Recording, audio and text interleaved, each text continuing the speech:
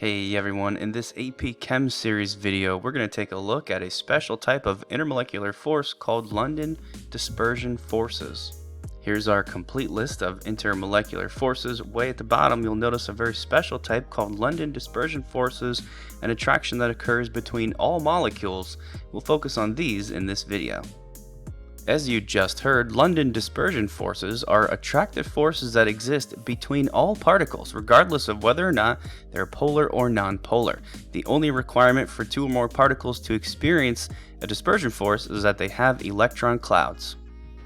Let's take a look at how this type of force forms by examining a sample of liquid bromine made of Br2 molecules. So here's the model we're going to use to represent a Br2 molecule. Each black dot represents each bromine's nucleus, and the gray fuzzy area represents the combined electron clouds surrounding the molecule. Since each of the atoms bonded together is a bromine, that means they have the same electronegativity value. This causes an even distribution of electrons across the molecule in what we would otherwise call a nonpolar molecule. The weird part is that even though Br2 is definitely a nonpolar molecule, it can sometimes, for a moment or instant in time, become polar. So imagine the electrons inside this gray cloud. They're moving all over the place completely randomly all the time, and the gray cloud is only representing where they're most likely to be found. But because they're moving all the time, it is possible that at a given moment in time, the electrons just randomly end up more on one side of the molecule than the other. It might look something like this. You could call this a temporary or momentary uneven distribution. It's not going to stay like this. The next second later, the electrons will shift back and be evenly distributed again, but it does happen and can happen in that one instant in time.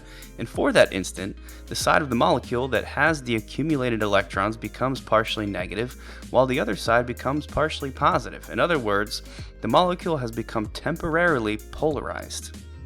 And now, in this moment, because this bromine molecule has been polarized, it's going to start to affect neighboring molecules as well, because now this molecule is nearby something that is partially positive. So its electron cloud is going to be attracted to that partial positive, shifted over to one side, forming a partial negative and a partial positive of its own. This neighboring molecule has also become temporarily polarized. So now we've got two molecules near each other with a partial positive that is oriented towards a partial negative. They're of course going to be attracted to each other. That temporary attraction between the two, as long as those temporary polarizations exist, is what we call the London dispersion force, or LDF for short.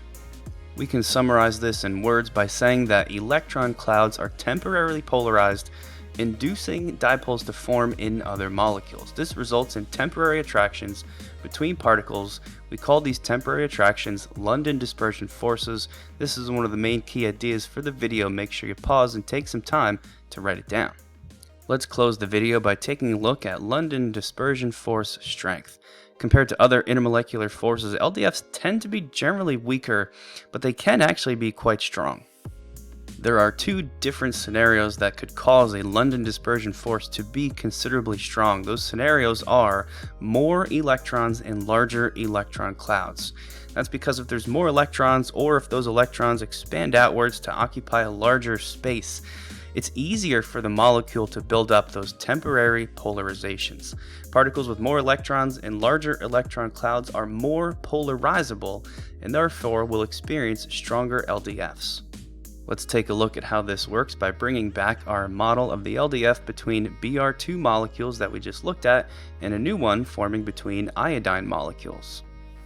Both of these atoms, bromine and iodine, are in the same column, but bromine is further up the column. That means not only does bromine have less electrons, it also means that the bromine atoms have a smaller radius, or the electron cloud in bromine is smaller. This tells me that there's a smaller electron cloud around the Br2 molecule as well.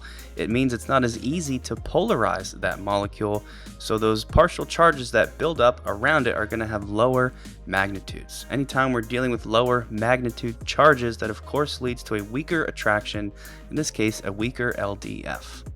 And the opposite statements are true for the iodine molecule. It has a larger electron cloud, so it's easier to polarize.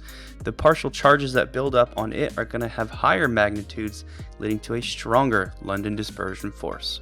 This method of comparing LDFs is another key idea for the video. Make sure you take some time, write it down. That also concludes this video on London dispersion forces. Thanks a lot for watching, and here's a brief summary.